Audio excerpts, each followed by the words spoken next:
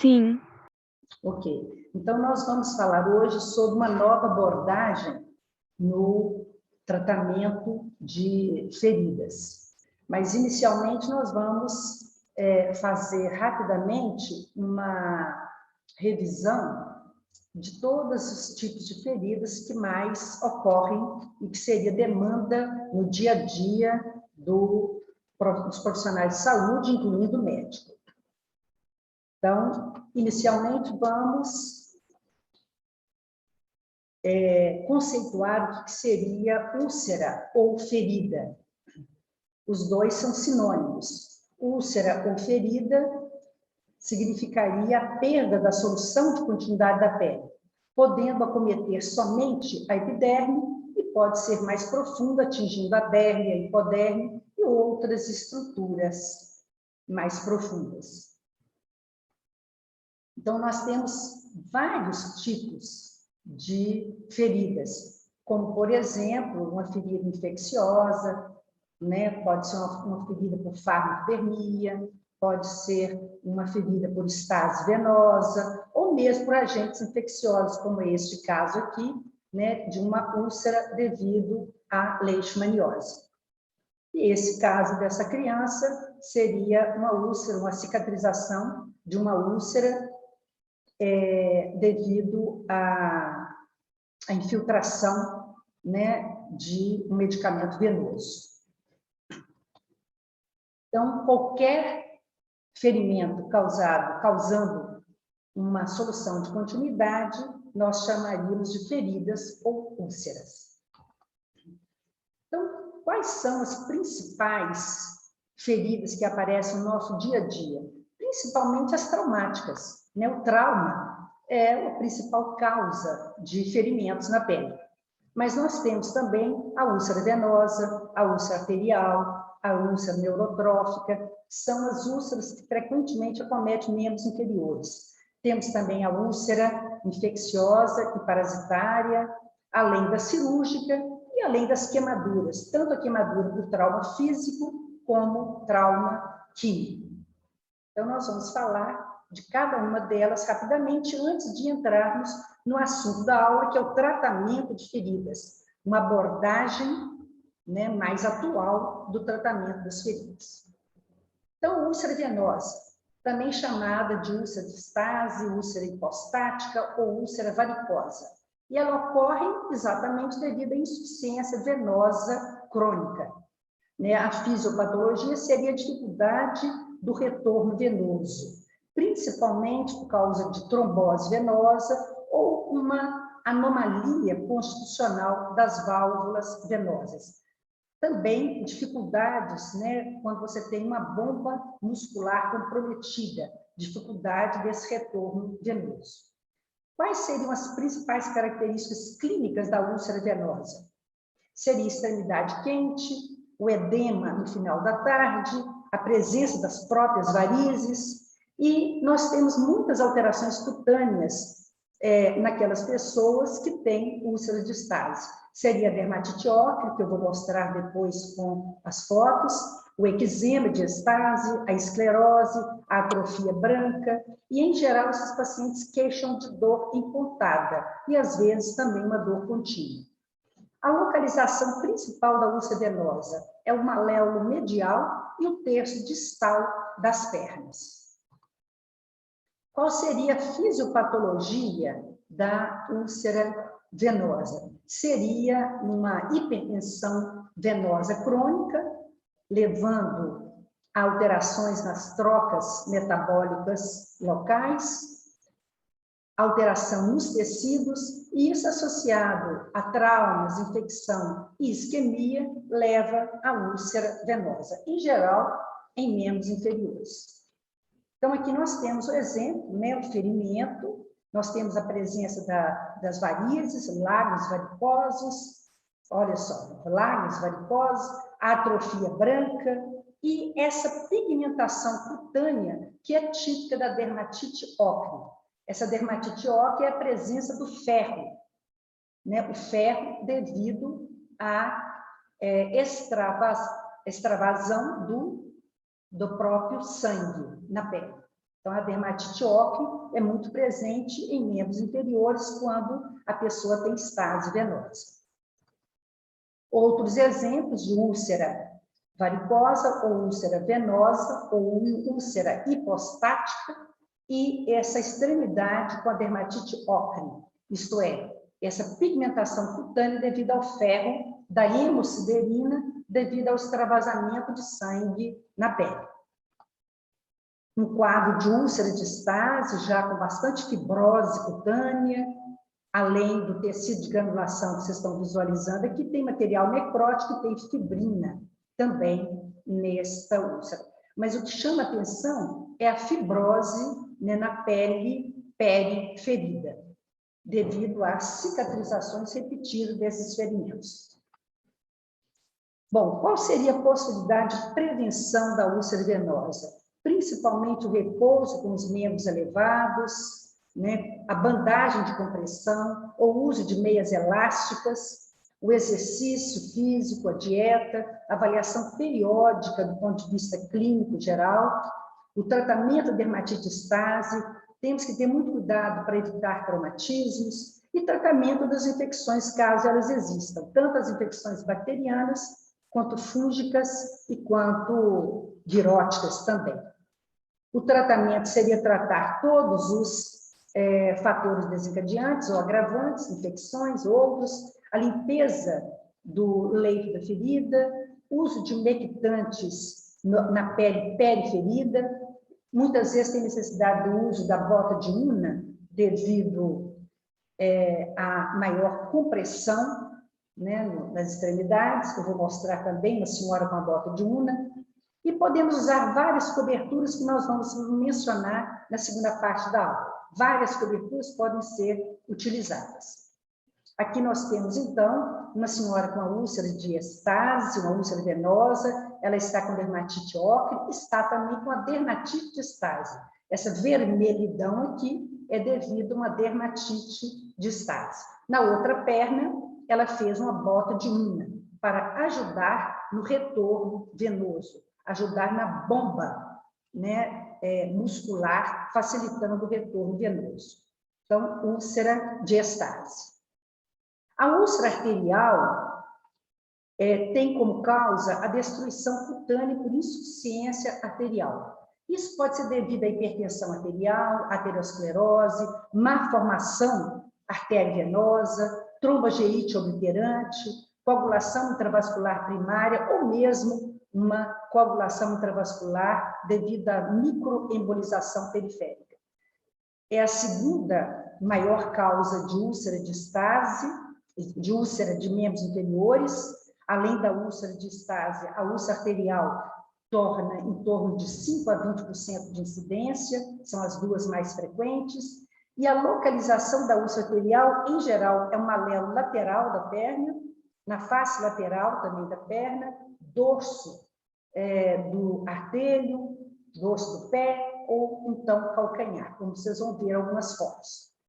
A característica clínica da úlcera arterial, você vai ver úlceras com o formato irregular, as bordas cortadas a pique, como se tivesse cortado mesmo a pique, extremidades fria, escura, mas pode ter também palidez, ausência de sinais de estase, uma pele atrófica, uma pele delgada, seca, escamativa, perda dos pelos, as unhas dos artelhos em geral são espessadas e entortadas. Outras características clínicas para você confirmar que é uma úlcera arterial são os pulsos arteriais diminuídos ou ausentes. A dor intensa, sobretudo quando eleva o membro, a dor aumenta, e quando você caminha, dá um alívio ao caminhar, tá? Quando você levanta e caminha, tem um alívio dessa dor. Mas está presente a claudicação intermitente. A neuropatia isquêmica pode estar associada com sinais de queimação, parestesia, e o estágio final da úlcera arterial é a gangrena, isto é, a morte dos tecidos.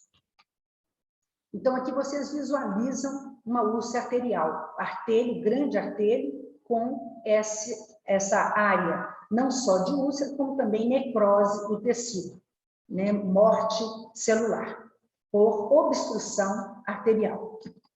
Outro caso de obstrução arterial, vocês aqui visualizam, além da parte enegrecida da morte no tecido, né, a gangrena, você observa a unha entortada e distrófica e discrônica, muito frequente na úlcera arterial. Vocês visualizam este caso, uma senhora que primeiro amputou o grande artélio, depois o antepé, depois amputou o pé, depois a perna abaixo do joelho, e agora vocês estão observando, já estamos medindo a próxima amputação, o nível, né, de necrose. Neste caso, é devido à obstrução por diabetes. Amputação de extremidades frequente em úlcera arterial por diabetes. Aqui vocês observam uma outra obstrução arterial, que é a tromboangiite obliterante, frequente em jovens fumantes, muito frequente em jovens fumantes. Vocês observam a total mumificação da extremidade dos dedos, em ambas as mãos. Então, a úlcera arterial, você pode fazer prevenção elevando a cabeceira da cama. Se possível, abolir o tabaco, evitar traumatismos, tanto térmicos quanto mecânicos, quanto químicos, proteger os pés, cuidado na hora do corte das unhas, evitar e recuperar atrofias musculares, investigar e tratar micoses superficiais, infecções em geral, reduzir os níveis de lípidos no sangue para controlar a obstrução arterial, controlar também a hipertensão arterial, diabetes, outras condições que podem estar presentes. E no caso da úlcera arterial, evitar vasodilatadores, que pode complicar ainda mais a situação. O tratamento da úlcera arterial é tratar todos os fatores desencadeantes e agravantes, infecções, outras condições, limpeza do membro, limpeza da ferida, uso de umectantes na pele e periferida, e várias coberturas podem ser utilizadas, conforme nós vamos visualizar na segunda parte da aula. Seria interessante a gente verificar as principais diferenças entre a úlcera venosa e a úlcera arterial, porque são as duas úlceras mais frequentes em membros inferiores. A úlcera venosa, ela dói, mas ela é mais raramente dolorosa do que a úlcera arterial. E a presença da úlcera, a localização principal da úlcera venosa é no maléolo medial, e na úlcera arterial é o maléolo lateral, os artérios, o calcâneo, o dorso do pé, a face lateral da perna. Na úlcera venosa, os pulsos estão presentes, e na úlcera arterial, os pulsos estão reduzidos ou mesmo ausentes. Na úlcera venosa, é muito frequente a presença da dermatite óptica, aquele escurecimento nas extremidades das pernas, dos pés. Na úlcera arterial, a pele está seca, escamativa, atrófica. Na úlcera venosa, você tem os pelos presentes, na úlcera arterial, os pelos estão ausentes. As unhas, na úlcera venosa, em geral, estão normais, na úlcera arterial, elas estão distróficas, e na úlcera venosa, você não tem palidez nem cianose de extremidades, e na úlcera arterial, você verifica a palidez e a cianose de extremidades. São as principais diferenças para você definir se o paciente está com úlcera arterial ou úlcera venosa, em membros inferiores. Temos também a úlcera neurotrófica, também chamada de mal perfurante plantar. A causa da úlcera neurotrófica é um trauma ou pressão numa área anestésica. Quais são as causas principais da úlcera neurotrófica? Poderíamos falar da doença hanseníase, do diabetes mellitus, do alcoolismo, que é uma doença muito grave e que leva também à úlcera plantar. Nós temos também uma doença congênita chamada ausência congênita de dor, que pode levar também ao mal perfurante plantar. Ou então traumas, principalmente devido a acidentes, né, trauma no nervo. Outras doenças podem também cursar com úlcera neurotrófica, como a seringomiyelia e a tabes dorsais.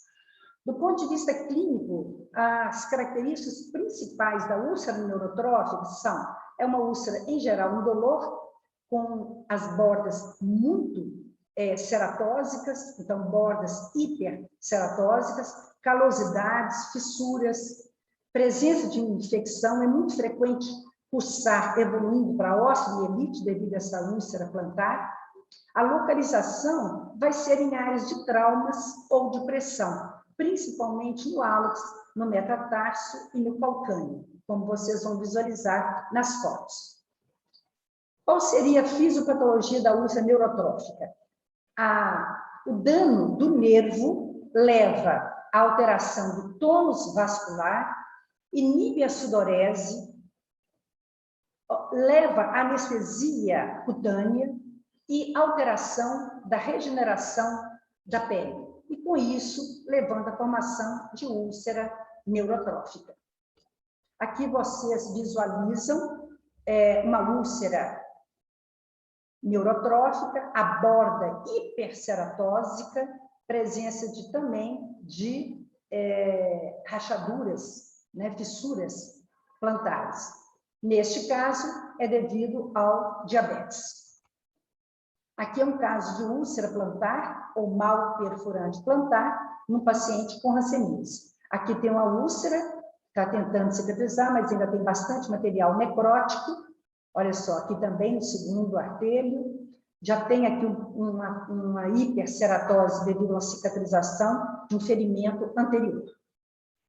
Então, hanseníase, diabetes, e temos também o alcoolismo, levando à úlcera plantar.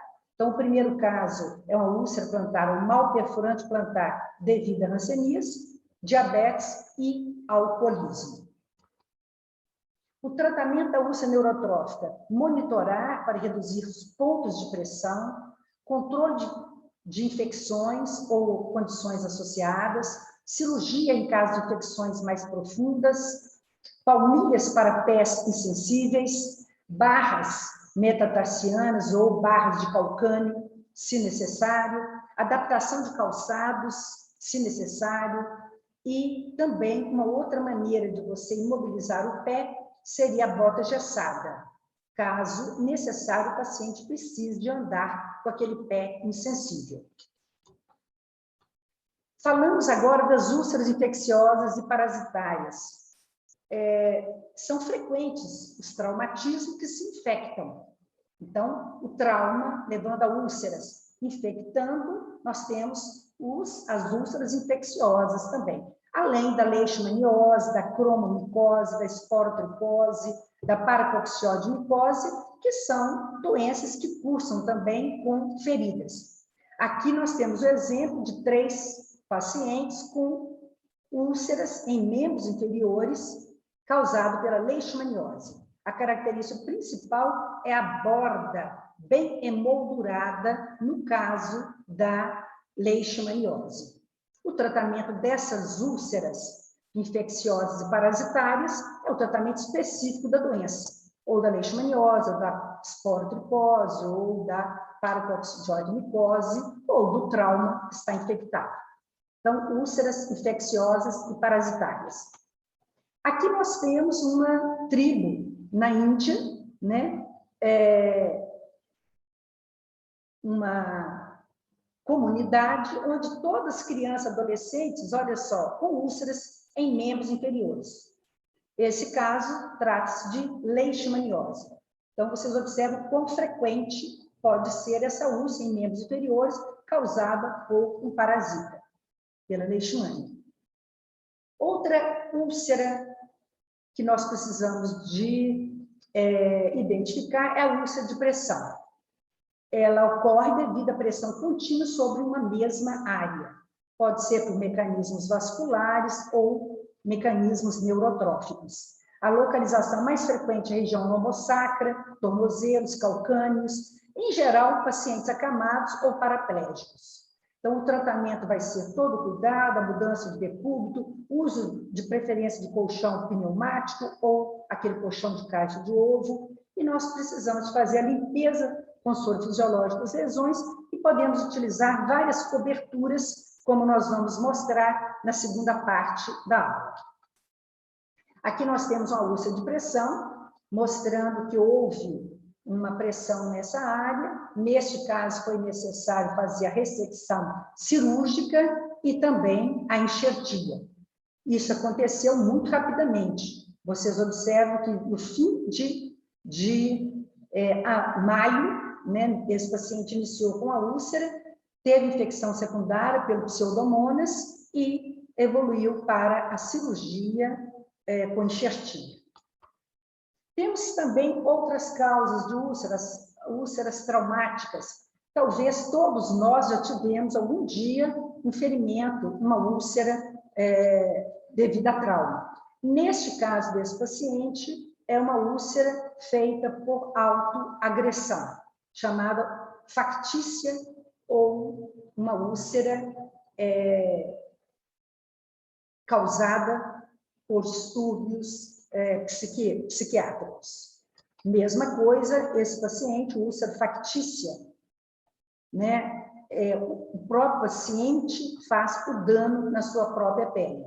E aqui, como característica, você tem a úlcera sempre em áreas de fácil acesso da mão dominante e, ao lado de úlceras recentes, outras já em cicatrização. O tratamento é psiquiátrico, além dos cuidados cutâneos. Essa garota de 11 anos de idade foi no pronto atendimento no hospital pediátrico e jamais suspeitariam que seria úlcera factícia, tá?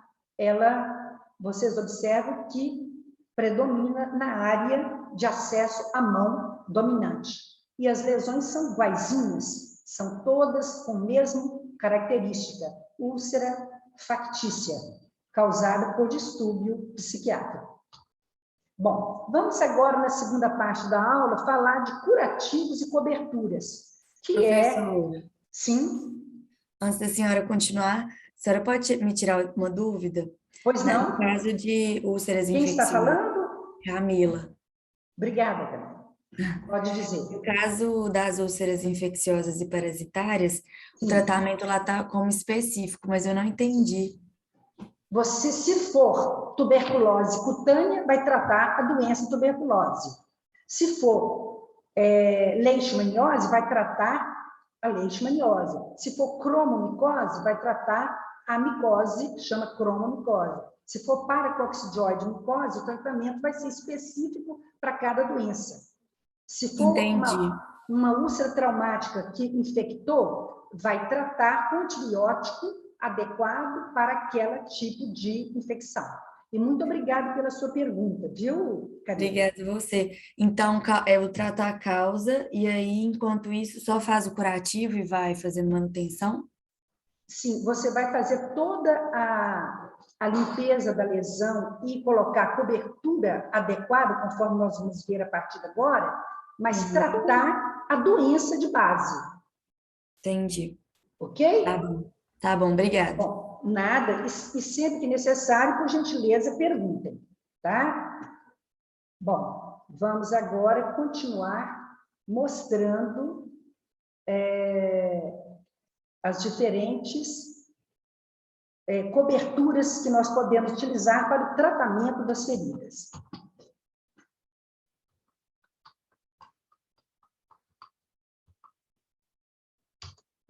Então, olha só, o que seria curativo? O que seria cobertura?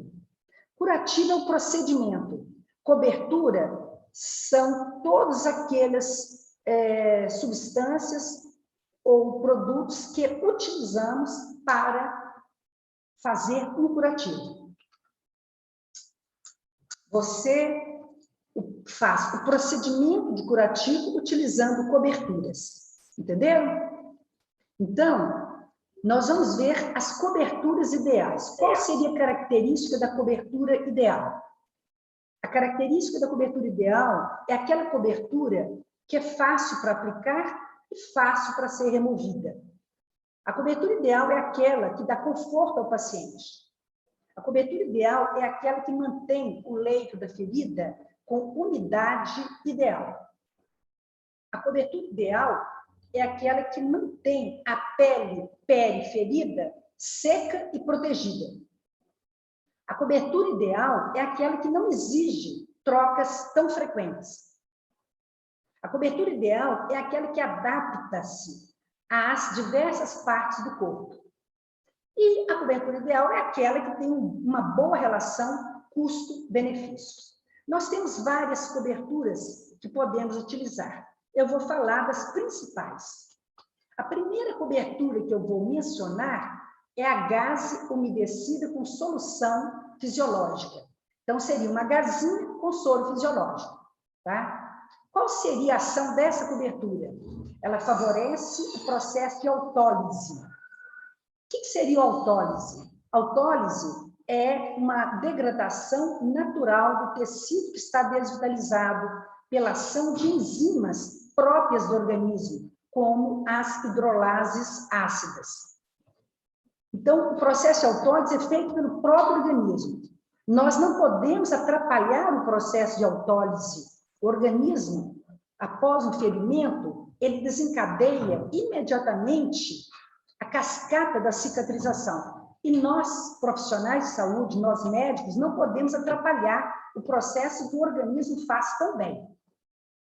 Então, a ação da gaze umedecida com solução fisiológica, ela favorece o processo de autólise, ela estimula a formação do tecido de granulação, ela também serve para limpeza e umedece a lesão, favorece a formação do tecido de granulação e amolece os tecidos que estão desvitalizados, ela absorve o exudato, as secreções, permite a evaporação e a manutenção do meio úmido, que é ideal para o tratamento da ferida.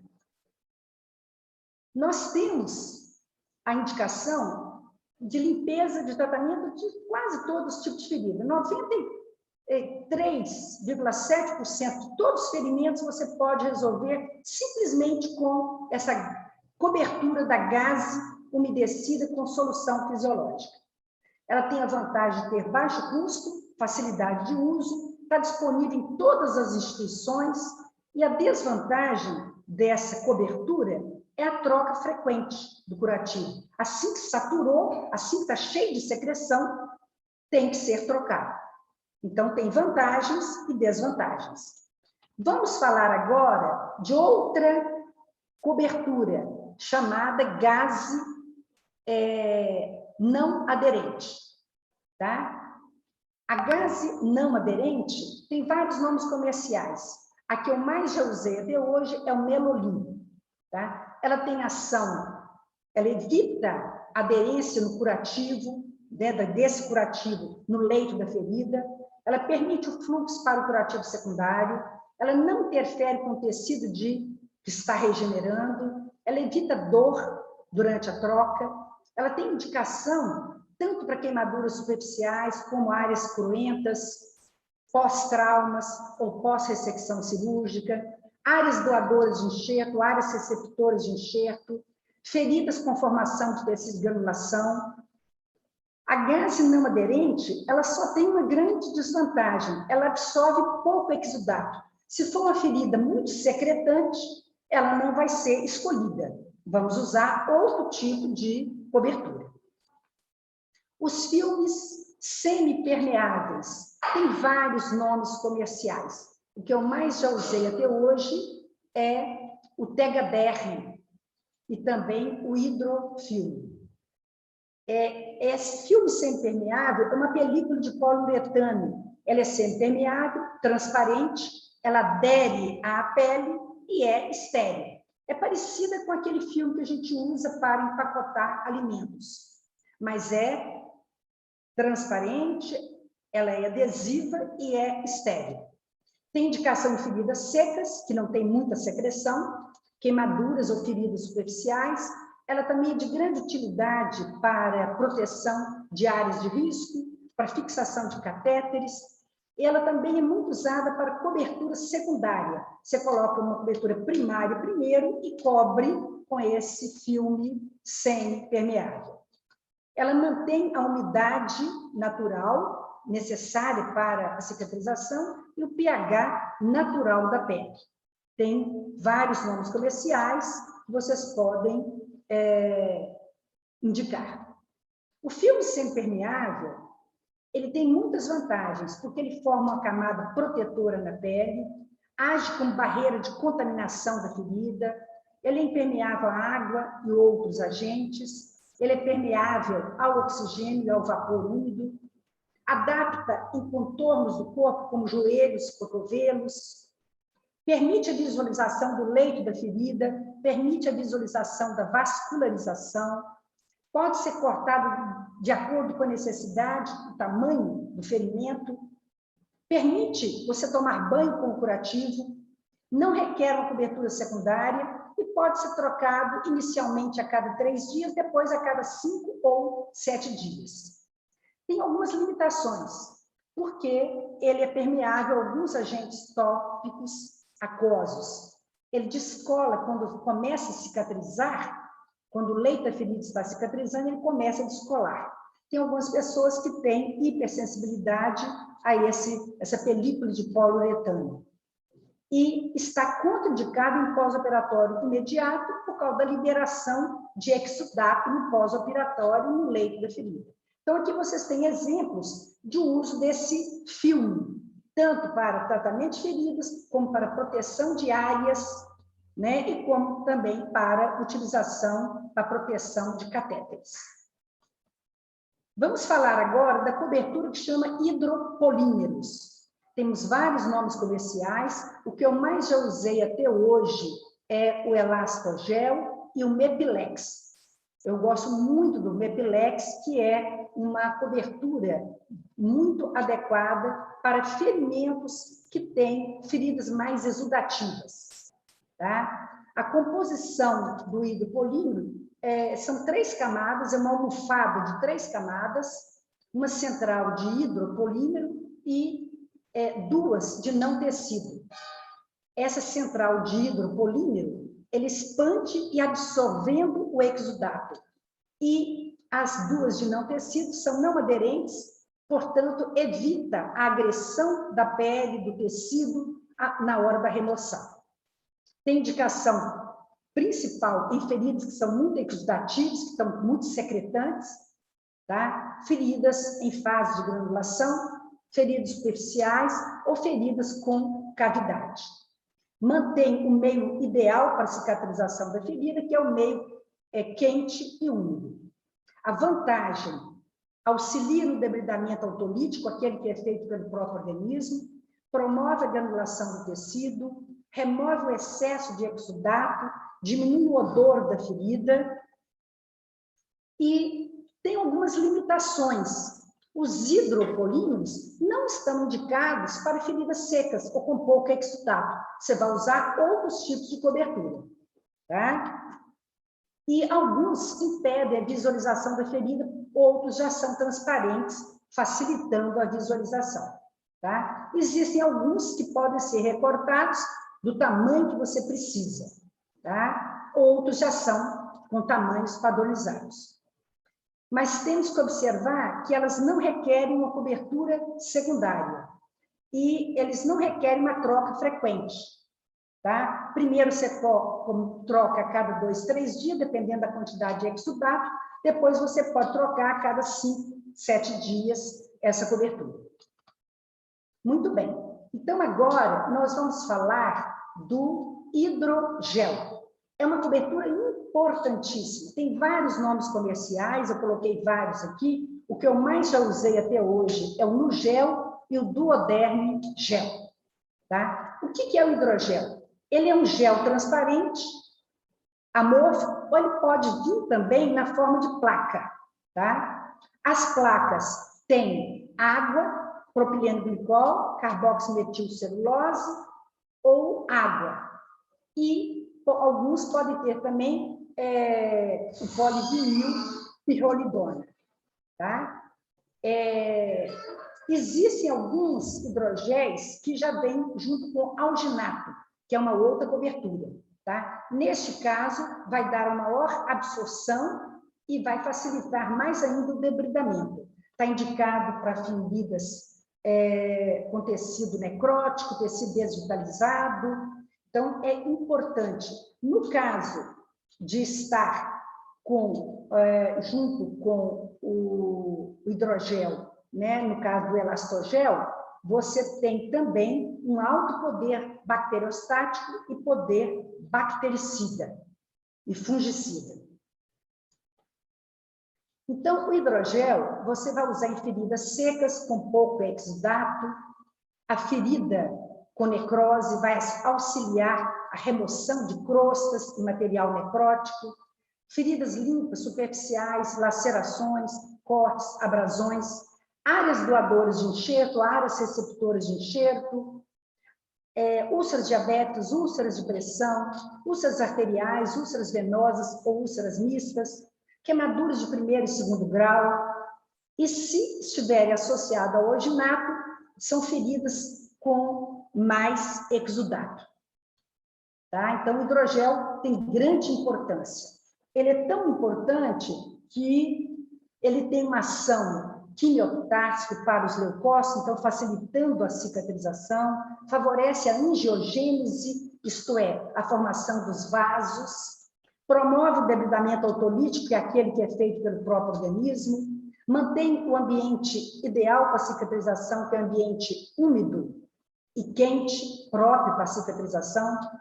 Tem muitas vantagens, porque ele pode ser usado em várias fases do processo de cicatrização, não danifica o tecido de granulação, promove um alívio e conforto para o paciente, mas tem algumas limitações, tá? Você não deve usar em feridas fechadas. Ferida cirúrgica, por exemplo, fechada, não há indicação do hidrogel. Feridas com muito exudato ou colonizadas por fungo, você vai escolher outra cobertura. Você nunca deve usar o hidrogel na pele íntegra, porque vai ter maceração da pele. Ele desidrata rapidamente, então ele requer uma cobertura secundária. Essa cobertura secundária pode ser uma gaze não aderente, pode ser uma cobertura de hidropolímero ou um filme transparente. Se você usar sobre a pele seca, vai ter maceração, inclusive no tecido adjacente ao leito da ferida. E ele requer uma troca a cada 12, 24 horas, dependendo da quantidade de secreção que tem a ferida. Aqui vocês estão vendo uma bisnaga com hidrogel. Outra cobertura muito importante é o hidrocoloide. Quais são, entre esses nomes comerciais que eu coloquei aí, que eu mais utilizei até hoje? Eu já utilizei bastante o Duoderm e o Tegasorb. Também o Confio. O que é o hidrocoloide? Você tem a placa de hidrocoloide com a camada interna, com carboximetilcelulose sódica, gelatina e pectina, e uma camada externa, que é uma espuma de poliuretano. Qual que é a ação dessa cobertura de hidrocoloide? Ela forma um gel hidrofílico quando ele mantém contato com o exudato. Tá? Então, ele promove o meio ficar úmido, próprio para a cicatrização. Tem várias indicações: feridas secas, feridas com pouco ou médio exudato, lesões em fase de granulação, feridas superficiais com ou sem necrose, prevenção de úlceras de pressão, queimaduras de segundo grau, incisões e suturas cirúrgicas.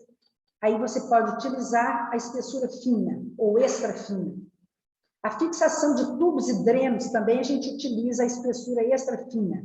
Existe também o hidrocoloide em pasta ou em grânulos. Estes são próprios para feridas que têm túneis ou cavidades.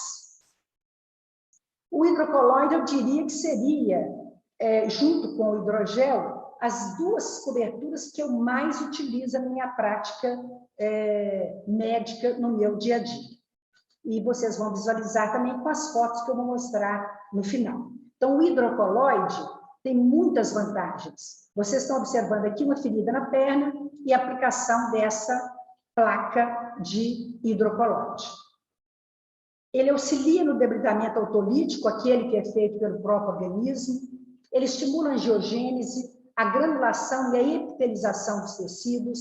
Ele reduz o risco de infecção, formando uma barreira microbiana. Ele forma também isolamento térmico, uma barreira térmica, é uma barreira também mecânica. Ele não requer troca diária. Você pode iniciar a troca a cada 3 dias, depois passar para 5 a 7 dias. Ele protege as terminações nervosas, então ele evita, ele reduz muito a dor. Aquelas feridas de perna muito dolorosas, ele reduz muito a dor com essa cobertura. Mas tem algumas limitações. Ele está contraindicado em feridas profundas, feridas infectadas, em queimaduras de 3º grau. Ele pode causar maceração na pele periferida, na pele adjacente ao ferimento.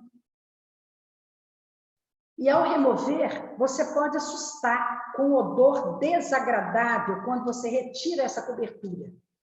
É um odor de maçã podre. É de assustar o cheiro, mas tudo está correto, porque esse gel, junto com a secreção da própria ferida, forma esse odor tão característico de maçã podre, que muitas vezes assusta quem não tem experiência com essa cobertura. Como ele é muito utilizado, eu vou mostrar passo a passo como você faz. Você lava o leito da ferida com solução fisiológica, você seca a pele periferida, mede o tamanho da ferida, seleciona o tamanho da placa que você vai usar, deixando uma pequena borda de 1 centímetro, raramente precisa de 2 centímetros, tá? Em geral, no máximo 1 centímetro, além do leito da ferida. Aplica a placa pressionando firmemente nas bordas para fixar, e se necessário, eu sempre utilizo, eu fixo a borda da cobertura com micropore. E nesse micropore eu escrevo o meu nome e também a data que foi feita a troca. Isso facilita o controle daquele tratamento com essas coberturas. Então, o hidrogel e o hidrocolóide são os mais frequentes. Talvez, eu comentei que você pode tratar 93,7% das feridas com aquela gaze, a cobertura da gaze umedecida com soro fisiológico. Ao restante da maior parte, você vai usar o hidrogel ou hidrocolóide. Mas temos agora uma outra cobertura chamada alginato de cálcio.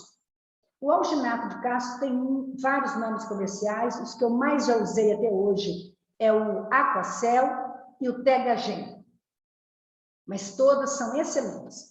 A composição são fibras de não tecido impregnadas com alginato de cálcio ou alginato de sódio, extraídas de uma alga marinha contendo o ácido algínico como princípio ativo. Tá? Tem indicação em feridas altamente exudativas, com ou sem infecção, feridas superficiais com perda parcial de tecido, você usa a placa, feridas cavitárias ou mais profundas, você usa uma fita de alginato de cálcio, feridas exudativas com ou sem sangramento, feridas agudas ou crônicas, colonizadas ou infectadas, todas têm indicação do alginato de cálcio. Como que é feita a ação dele? Ele forma um gel fibroso, hidrofílico, hemostático, rico em cálcio, quando ele entra em contato com o exudato ou com o sangue. Ele interage com os íons de sódio da ferida, absorve o excesso de secreção, o excesso de exudato ou o sangue e mantém o meio úmido, que facilita a cicatrização. O alginato de cálcio tem muitas vantagens, que ele é quimiotáxico para macrófagos e fibroblastos, a principal célula da cicatrização é o fibroblasto. Ele auxilia no debilitamento autolítico, aquele que é feito pelo próprio organismo. Ele é hemostático, que promove a agregação plaquetária. Ele é biocompatível e biodegradável. Ele diminui muito a quantidade de secreção e o odor da ferida, porque ele é bacteriostático. Pode ser usado em feridas cavitárias, em feridas que têm túneis, com ou sem infecção.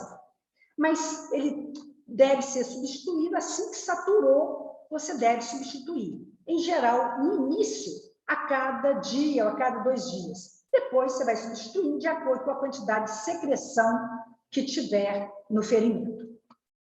Mas o alginato de cálcio tem algumas limitações, porque ele é uma cobertura primária, ele precisa de uma cobertura secundária, tá? Ele não deve ser utilizado em feridas secas ou com pouco exudato, porque ele pode fazer uma aderência e maceração na pele adjacente. É claro que para feridas secas ou com pouca secreção, você vai usar outras coberturas. Você vai deixar o alginato de cálcio para feridas mais secretantes. Não pode ser associado a agentes alcalinos, ele deve ter rigoroso controle da procedência e deve lavar a lesão com soro fisiológico, promover o debridamento, modelar a placa ou a fita, aqui vocês estão vendo placas e fita, tá? Preenche as cavidades, oclui com a cobertura secundária e coloca bastante soro fisiológico para umedecer também essa cobertura. Uma outra cobertura que nós vamos usar menos é o carvão ativado e a prata. Tem alguns nomes comerciais, o que eu mais já usei é o Actisorb Plus. Tá? O que é o carvão ativado com prata? É um carvão impregnado com prata, envolto por uma camada de não tecido, que é selada em toda a extensão da cobertura. Tem indicação específica em feridas muito infectadas, com muita secreção, pode ser também feridas superficiais ou profundas. E principalmente aquelas feridas muito fétidas. O carvão, ele absorve a secreção e a prata é bactericida, então ajuda muito nesse processo de ferimentos muito infectados com muita secreção. Carvão ativado com prata. Aqui você tem uma placa para mostrar que o carvão está dentro, né, dessa trouxinha da cobertura. A grande vantagem do carvão ativado é que ele diminui a colonização e a infecção da ferida, diminui o exudato e o odor fétido da ferida, e não requer troca diária. Você pode trocar inicialmente a cada 2, 3 dias e depois trocar a cada 5 dias ou a cada 7 dias. Vai depender da quantidade de secreção que transbordar nessa cobertura. Tá? Ele vai requerer uma cobertura secundária, você vai cobrir essa cobertura do carvão ativado, que nós chamamos de cobertura primária, com o gaze ou com uma faixa. Tá? Então, ele requer uma cobertura secundária. Não utilizar em feridas limpas e nem em queimaduras. Não há indicação, nós vamos usar outros tipos de cobertura. Ele não pode ser recortado. Ele requer uma observação constante do tecido de granulação e substituição por outro tipo de cobertura. Caso já não esteja tão secretante, caso já não esteja com tanta infecção, você vai passar para outro tipo de cobertura. Carvão ativado com prata. Vocês já devem ter ouvido falar dessas coberturas das enzimas proteolíticas. Vocês já devem ter ouvido falar da colagenase, do Iruxol, da fibrolisina, que é o fibrase. Vocês já devem ter ouvido falar também da papaina. São enzimas proteolíticas. Essas enzimas auxiliam no debridamento das lesões. A colagenase e a fibrinolizina são enzimas seletivas que promovem debridamento enzimático, um debridamento suave sobre os tecidos que estão desvitalizados. Está contraindicado em feridas com cicatrização por primeira intenção ou em pacientes que são sensíveis aos seus compostos. Como usar? Você faz uma aplicação simples após uma limpeza da ferida com soro fisiológico, põe uma fina camada de 2 milímetros sobre o leito da ferida, protege com a gaze umedecida com soro fisiológico, depois com uma cobertura com gase seca, fixa, por exemplo, dependendo da localização, com uma bandagem com faixa. A grande desvantagem dessas enzimas é que requer uma troca assim que está com secreção. Então, em geral, a cada 12 ou 24 horas. Tem que ter todo cuidado, porque tem pessoas que têm alergia aos seus compostos, principalmente os derivados bovinos e ao clorofenicol. Então, a colagenase é um derivado bovino e o clorofenicol tem na medicação que chama fibrase. Então, essas enzimas proteolíticas, vocês já devem ter ouvido falar também da papaína, que é derivado do mamão papaya. É uma enzima proteolítica extraída do mamão papaya. Ela tem nomes comerciais, mas pode ser também pode ser formulado de acordo com o tipo do ferimento. Se tem só tecido de granulação, vai ser a papaína 2%. Se tem muito exudado purulento, vai ser papaína 4% a 6%. E se tem feridas com muito tecido necrótico, você usa 10%. Tá? Pode ser utilizado em todas as fases de cicatrização, feridas secas ou exudativas, colonizadas ou infectadas, com ou sem necrose. Mas, apesar da papaína ter ação bactericida, bacteriostática e anti-inflamatória, e tem sido descrito várias vantagens para o uso da papaína, é muito difícil a sua utilização, porque elas têm muitas desvantagens. Por exemplo, requer troca diária, ela é muito instável, tem que ser formulada bem recente, porque é muito instável, oxida facilmente se tem contato com metais, então é de difícil utilização a papaína. Bom, já deve ter ouvido falar também na sulfadiazine de prata. Tem vários nomes comerciais, principalmente o dermazine e o pratazine, e quando tem também o nitrato sério, o dermacério, ou prata sério. É a pomada de sulfadiazine de prata a 1%. Tem capacidade bactericida, imediata e bacteriostática residual. Tá? Pode ser usado em queimaduras, lesões infectadas ou com tecido necrótico. A aplicação é simples, tá? Limpa a ferida com soro fisiológico, aplica a fina camada sobre o leito da ferida, põe uma proteção com gás umedecida com soro fisiológico, depois põe uma cobertura secundária, estéril, e tem uma desvantagem, que tem que colocar uma cobertura secundária e trocar a cada 12 horas ou assim que esteja com secreção. É fácil o uso, baixo custo e tem algumas limitações. Algumas pessoas têm alergia à sulfadiazine de prata e, por ser um creme opaco, dificulta a visualização do leito da ferida. Os ácidos graxos essenciais, AGE, são muito conhecidos. Vocês já devem ter ouvido falar do ácido linoleico, Dersane, vocês já devem ter ouvido falar do ácido linoleico com lanolina, o ácido ricinoleico da mamona, tem vários nomes comerciais.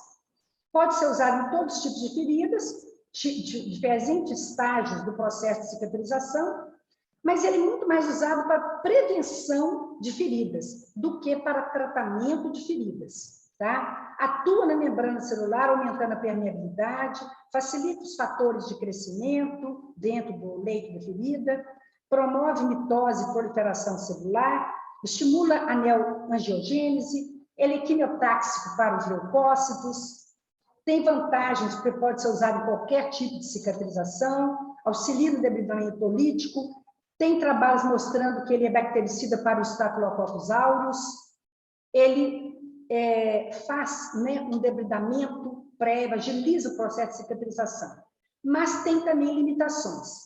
Algumas pessoas têm alergia e hipersensibilidade ao ácido graxo essencial, requer cobertura diária, a troca a cada 12 horas ou no máximo 24 horas, e ele tem registro na Anvisa recente como medicamento.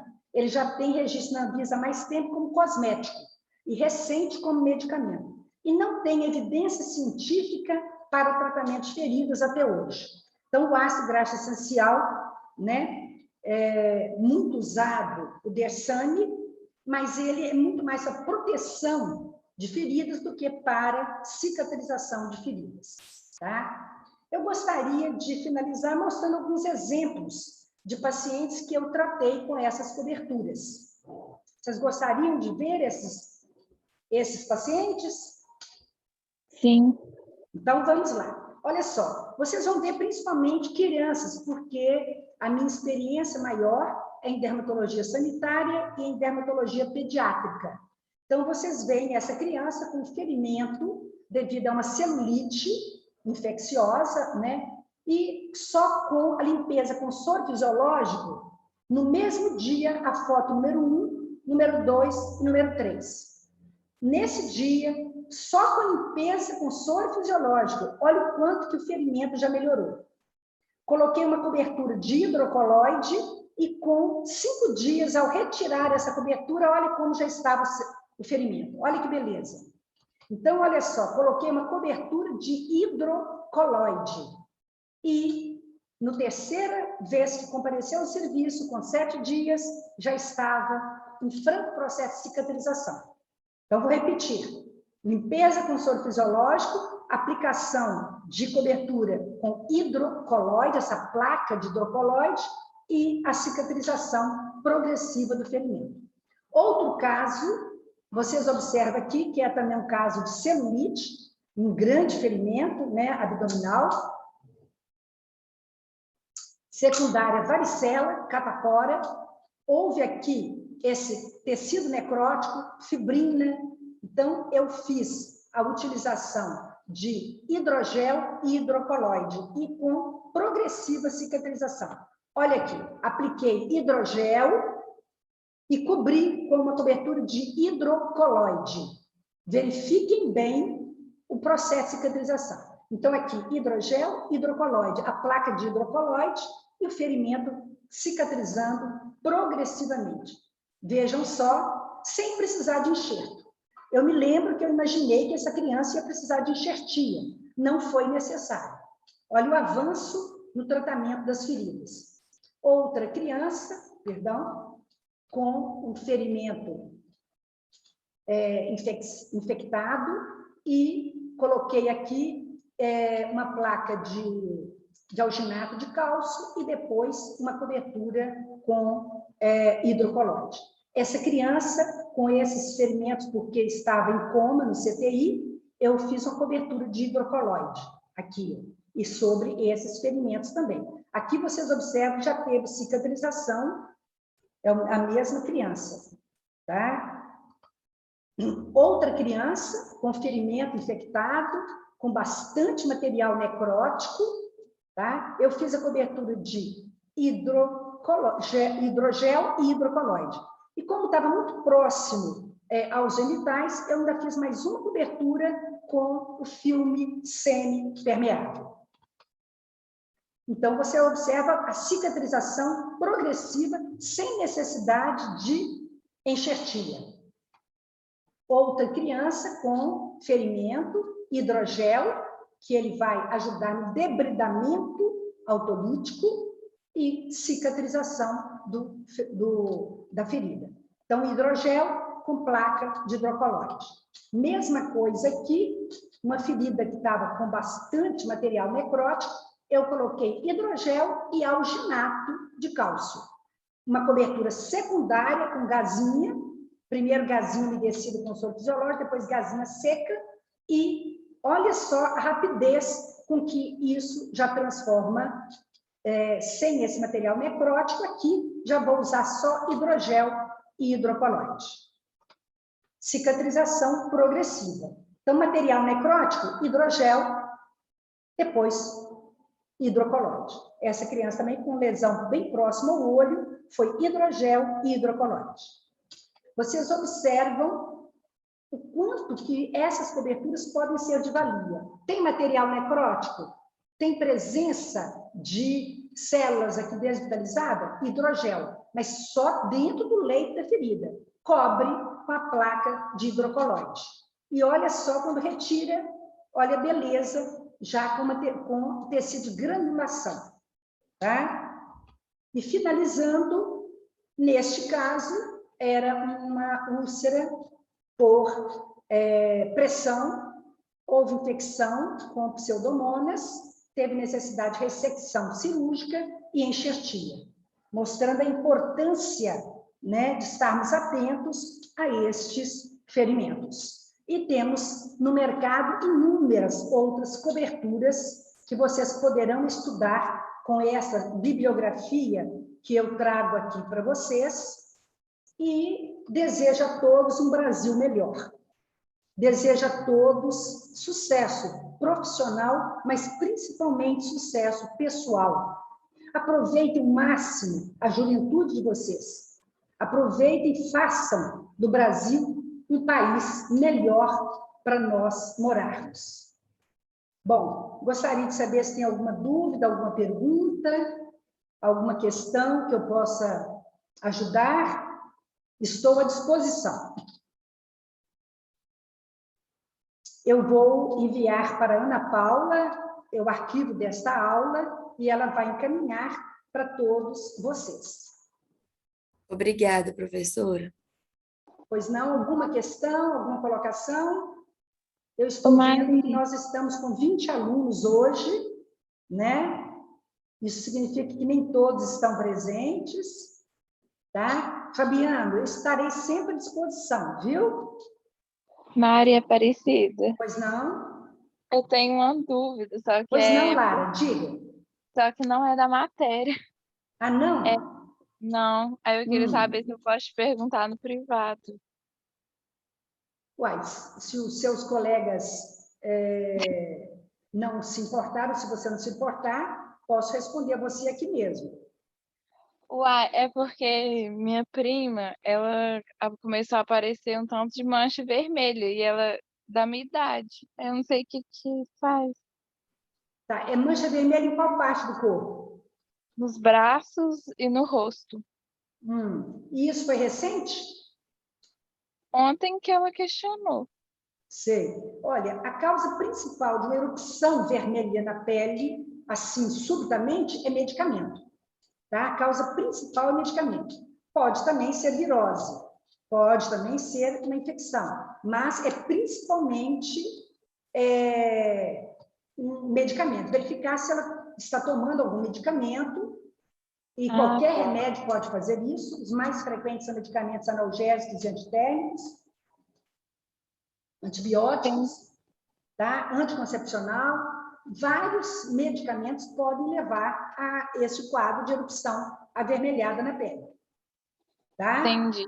Então, a primeira coisa é verificar em relação à causa. Se sanada a causa, vai ser eliminado também o problema. A vermelhidão. Exatamente. Agora, se está só vermelho ou se está alto, porque tem também a urticária. A urticária fica vermelho e alto.